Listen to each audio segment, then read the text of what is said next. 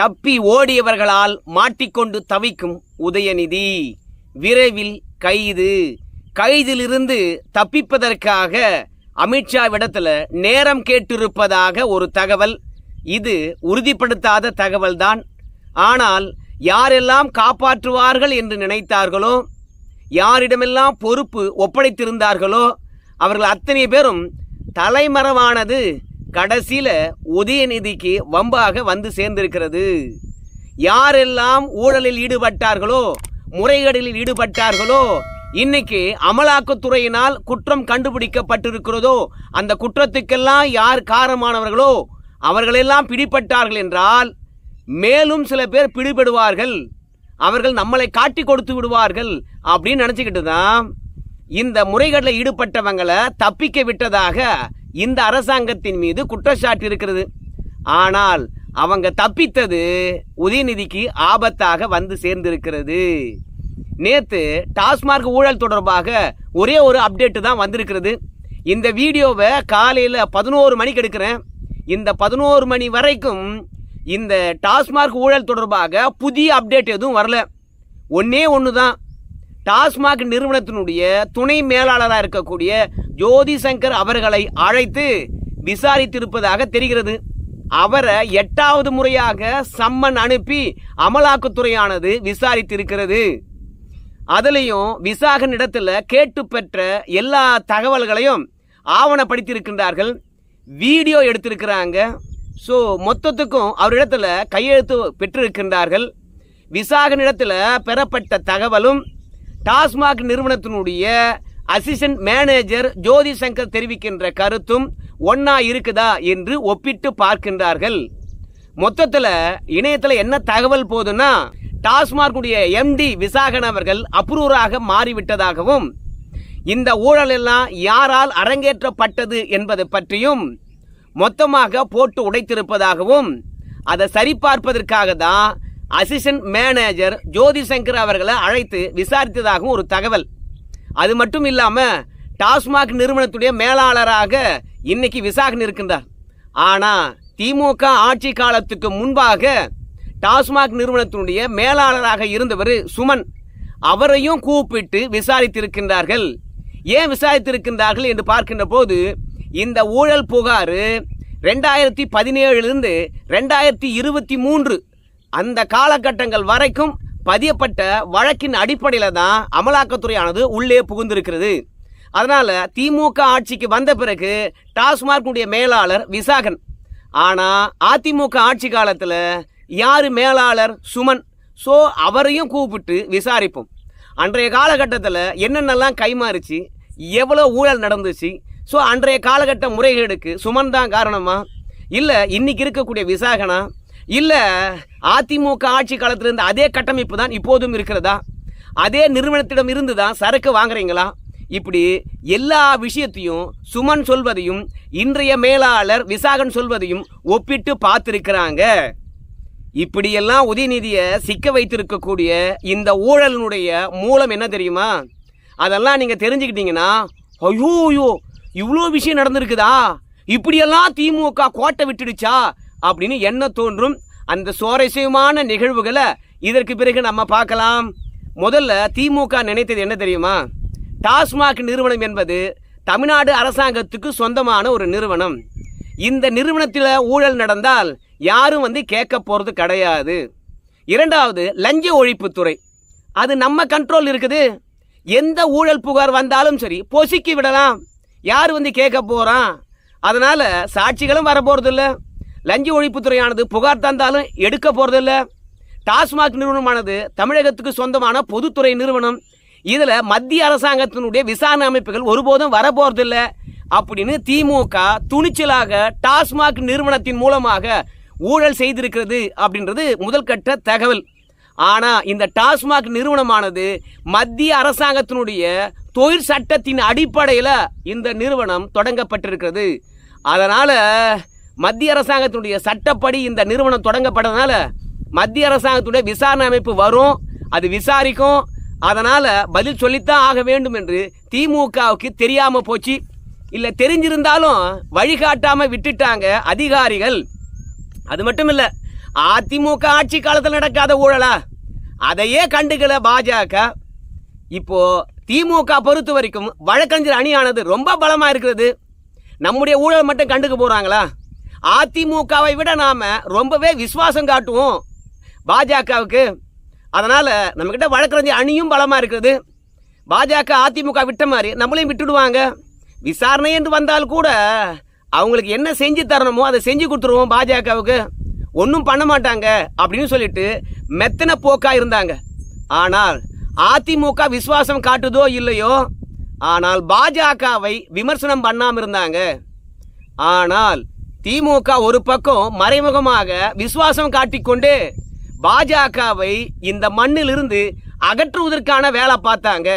கடுமையான விமர்சனம் வச்சாங்க. அதுலேயும் மோடி அமித்ஷாவும் தப்பே செய்யலனா கூட அவங்கள தமிழ்நாட்டு மக்கள் முன்பாக குற்றவாளியா காட்டினாங்க.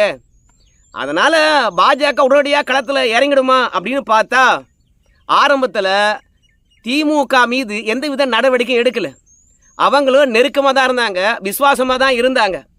டாஸ்மார்க்கில் ஊழல் நடந்திருக்குது. 42 வழக்குகள் பதியப்பட்டிருக்குது அதிமுக ஆட்சி காலத்தில். அப்போ திமுக வந்ததும் அந்த 42 வழக்கையும் விசாரித்து டாஸ்மார்க்கில் எந்த ஊழலும் இல்லைப்பா அப்படின்னு முடிவுக்கு கொண்டு வந்திருக்கணும். ஆனால் பாஜக ஆரம்ப காலகட்டத்தில் அதிமுக கிட்ட எப்படி நெருக்கம் காட்டுச்சோ அதே மாதிரி திமுக ஆட்சியிலும் வந்து பார்த்தீங்கன்னா நெருக்கம் காட்டுச்சு. லஞ்ச ஒழிப்புத்துறையானது டாஸ்மார்க்கில் ஊழல் நடக்குதுன்னு சொல்லிவிட்டு 42 வழக்குகளை வாங்கி வச்சிருக்குது. அதன் மீது அமலாக்கத்துறையோ இல்லை சிபிஐயோ அனுப்பி ஒரு எஃப்ஐஆரை போடுவோம் அப்படின்னு சொல்லிட்டு பாஜக முதல்ல ஆர்வம் காட்டவே இல்லை. ஏன்னா விட்டு பிடிச்சாங்க. அதுலேயும் டாஸ்மாக் நிறுவனத்தில் போய் ரெய்டு நடந்தது.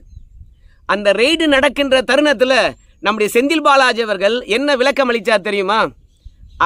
இது டாஸ்மாக் நிறுவனத்தில் ஊழல் நடந்த விஷயம் கிடையாதுங்க. இது காலி பாட்டில் கொள்முதல் பண்ணுறாங்க தெரியுமா? அந்த கம்பெனிக்கும் அதே மாதிரி பாட்டிலில் ஸ்டிக்கர் ஓட்டுவாங்க தெரியுமா, லேபிள், அந்த லேபிள் கம்பெனிகளுக்கும் இடையில் நடந்த முறைகேடு தொடர்பாக தான் அமலாக்கத்துறை வந்து ஆய்வு நடத்தி இருக்கிறது. அதனால இது டாஸ்மாக் நிறுவனத்தில் ஊழல் நடந்ததுக்காக வரல. பாட்டில் கொள்முதலுக்கும் லேபிளில் கொள்முதல் பண்ணதுக்கும் இருக்கக்கூடிய வேறுபாடுகளை மட்டும்தான் சோதனை செய்தார்கள். டாஸ்மாக் ஊழல்லாம் கிடையாது அப்படின்னு வந்து ஆரம்ப காலகட்டத்தில் நம்முடைய செந்தில் பாலாஜி அவர்கள் விளக்கம் அளித்தாருங்க.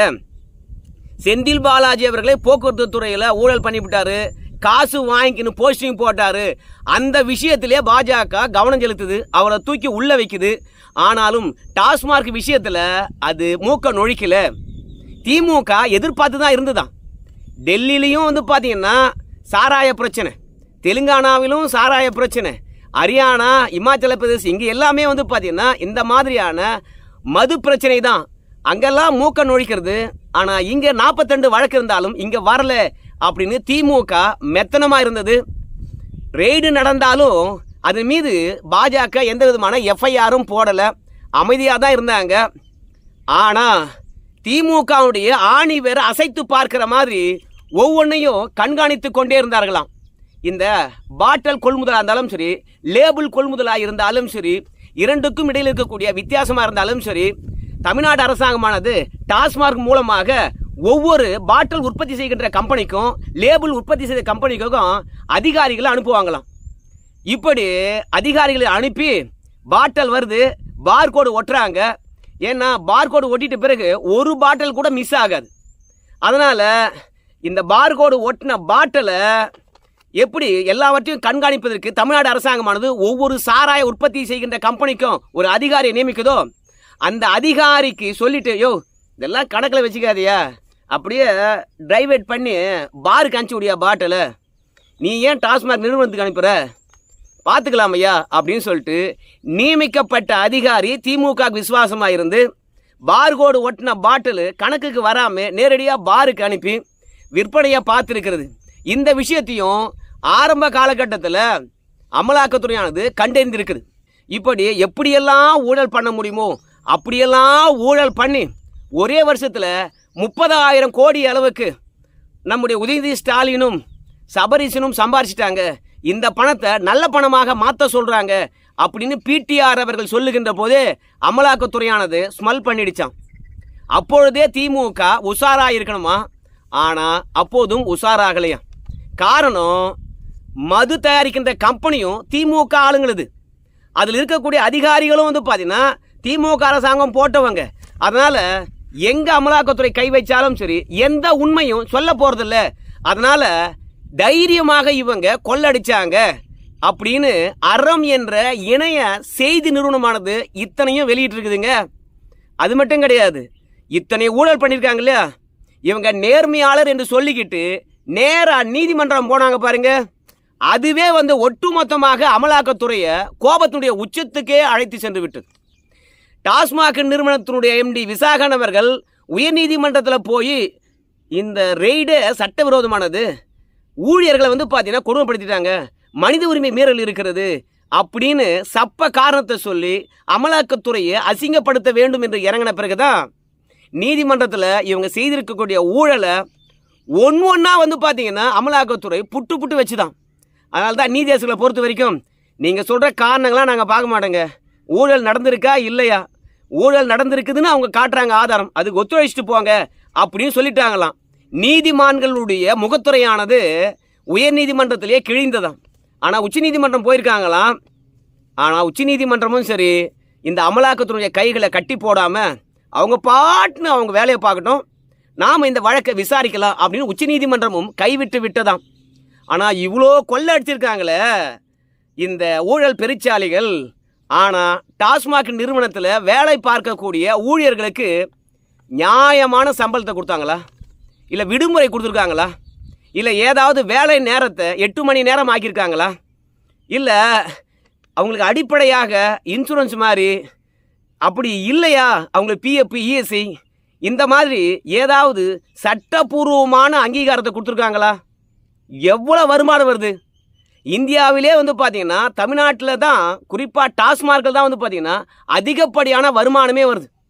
இந்தியாவில் எத்தனையோ இடத்துல பார்த்தீங்கன்னா இந்த மாதிரி சரக்கு விற்கிறாங்க, அங்கெல்லாம் தமிழ்நாட்டில் வருகின்ற மாதிரியான வருமானம் வரல.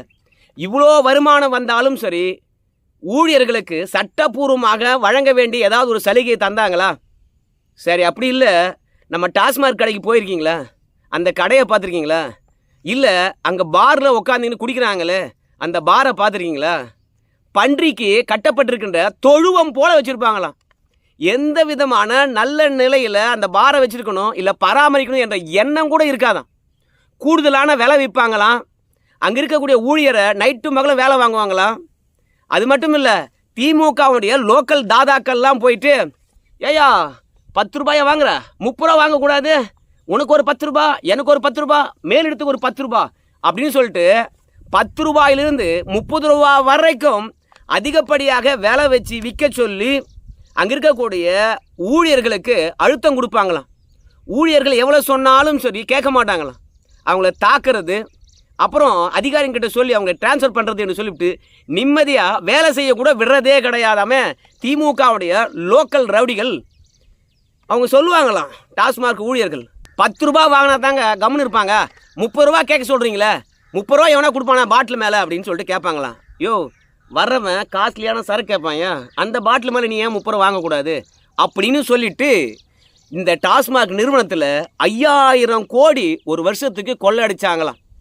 அது மட்டும் கிடையாது, இப்படி உற்பத்தி ஆலையிலிருந்து நேரடியாக பாருக்கு வந்து தெரியுமா, அந்த வேலையெல்லாம் யாரா பார்த்தாங்க அப்படின்னு பார்க்கும்போது உதயநிதி ஸ்டாலினுக்கு நெருக்கமாக இருக்கக்கூடிய ரித்தீஷ் அவர் தான் நேரடியாக டாஸ்மாக் நிறுவனத்துக்கு போய் அங்கிருந்து டாஸ்மாக் கடைக்கு வந்து அதன் மூலமாக 10 ரூபா 30 ரூபா அதிகமாக வச்சு விற்று அதன் மூலம் ஒரு 5000 கோடி பார்த்தாங்க.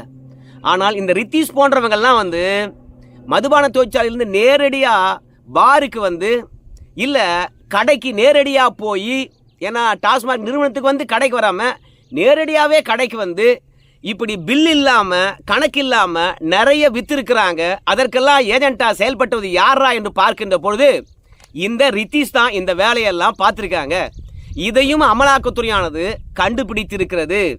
அது மட்டும் கிடையாது, திமுக ஒரு கணக்கு போட்டதான், நம்மளை எப்படியா இருந்தாலும் பாஜக பழி வாங்கத்தான் செய்யும். அதனால் இங்கே இருக்கக்கூடிய மக்களுக்கும் நாம் செய்கிற தப்பு தெரியக்கூடாது. ரெண்டாவது, எதிர்க்கட்சிகளும் நம்மளை விமர்சனம் பண்ணக்கூடாது. அதனால் இந்த மாதிரி ஊழல் மூலமாக வருகின்ற பணத்தை வெளிநாடுக்கு கொண்டு போய் முதலீடு பண்ணாங்களாம். ஆனால் அடிக்கடி வெளிநாடு போனா எதற்காக போறாங்க?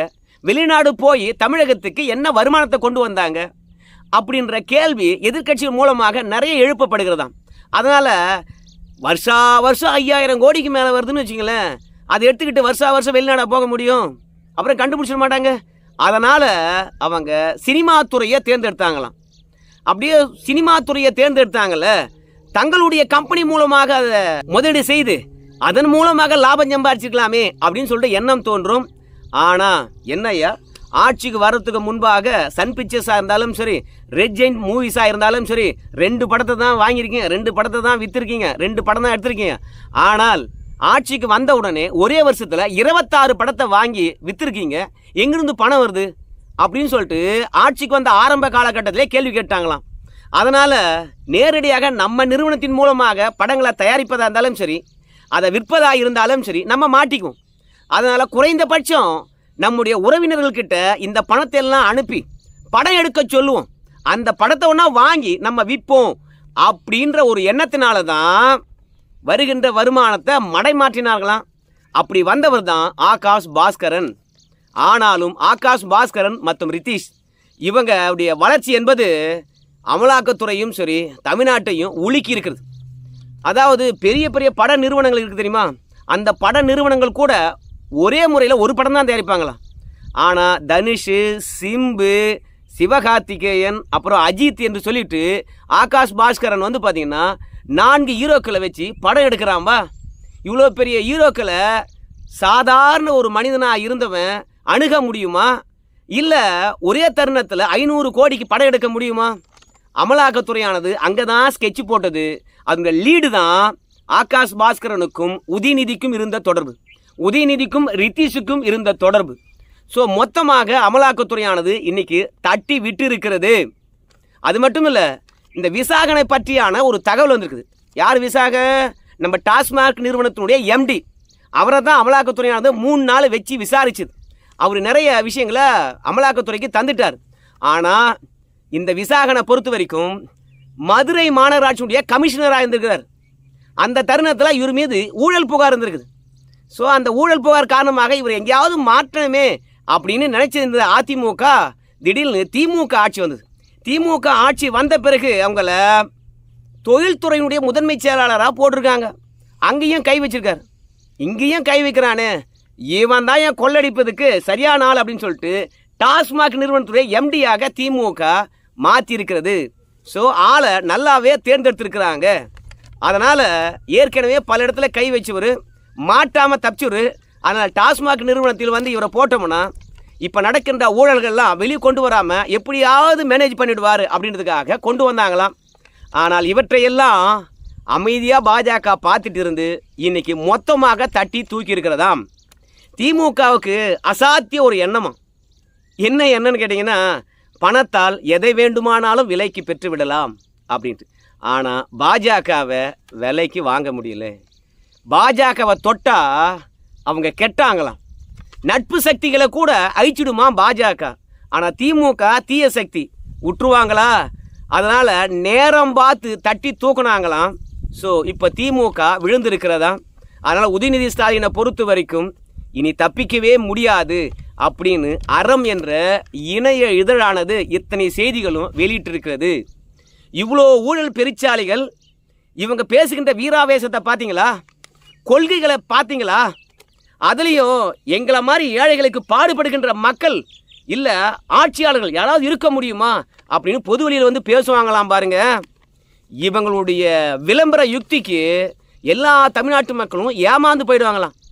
திமுகவுடைய அசாத்திய நம்பிக்கை இன்னைக்கு வரைக்கும் இருப்பது என்னன்னு கேட்டிங்கன்னா, ஊடகம் முழுவதும் நமக்கு ஆதரவாக இருக்குது. நாம் செய்கின்ற தவறுகளை அவங்க மறைத்து விட்டார்கள் என்றால் பொதுமக்களுடைய கவனத்துக்கு போகாது அப்படின்னு நினச்சாங்களாம். ஆனால் இன்னைக்கு எல்லா ஊடகமும் திமுக செஞ்சது தவறு, திமுக தலைமையில் இருக்கிறவங்க மட்டும்தான் இத்தனையும் செய்வதற்கு ஊக்கமளித்தார்கள். ஏன்னா அவ்வளோ பெரிய அதிகாரம் படைத்தவர்கள் பின்னணியில் இல்லைன்னா இவ்வளோ ஊழல் செஞ்சிருக்க முடியாது அப்படின்னு சொல்லிட்டு எல்லா ஊடகமும் வந்து பார்த்தீங்கன்னா இன்னைக்கு பேசுதான். ஸோ இந்த ஊடகம் அப்படியே தலைகீழாக மாறி இருப்பது. இன்னைக்கு உதயநிதியை கைது பண்ணாலும் சரி, முதலமைச்சரை கைது பண்ணாலும் சரி, கேட்பார் இல்லை, அனுதாபாலை கூட வராது. அதனால் அழகாக உதயநிதி ஸ்டாலின் உள்ளே போவதுக்கான வாய்ப்பு அப்படிங்கிறாங்க. யாரெல்லாம் காப்பாற்றவங்க நினச்சாங்களோ அவங்கெல்லாம் விட்டுட்டு வெளிநாடு ஓட்டாங்களாம். அதனால் உதயநிதி ஸ்டாலின் அவர்கள் வந்து சிக்கிட்டாருங்களாம். ஸோ உதயநிதியாக இருந்தாலும் சரி, முதல்வராக இருந்தாலும் சரி, இந்த ஊழல் தொடர்பாக அமலாக்கத்துறையினுடைய அதிரடி தொடர்பாக வாயை திறக்கவே இல்லை. ஒன்று எப்படிடா தப்பிக்கலாம் என்று ஐடியா போட்டுட்டு இருப்பாங்க, இல்லை வாயை தந்தா இன்னும் சிக்கலாக போயிடும் அப்படின்னு சொல்லிட்டு அமைதியாக இருக்கலாம். ஆனால் எதற்காக அமைதியாக இருக்கிறாங்க அப்படின்றதெல்லாம் கொஞ்சம் பொறுத்து வந்து பார்க்கலாங்க. இது அறம் என்ற இணைய செய்தியில் வந்த செய்திகளை உங்ககிட்ட கொண்டு வந்து சேர்த்தேன். நன்றி நண்பர்களே.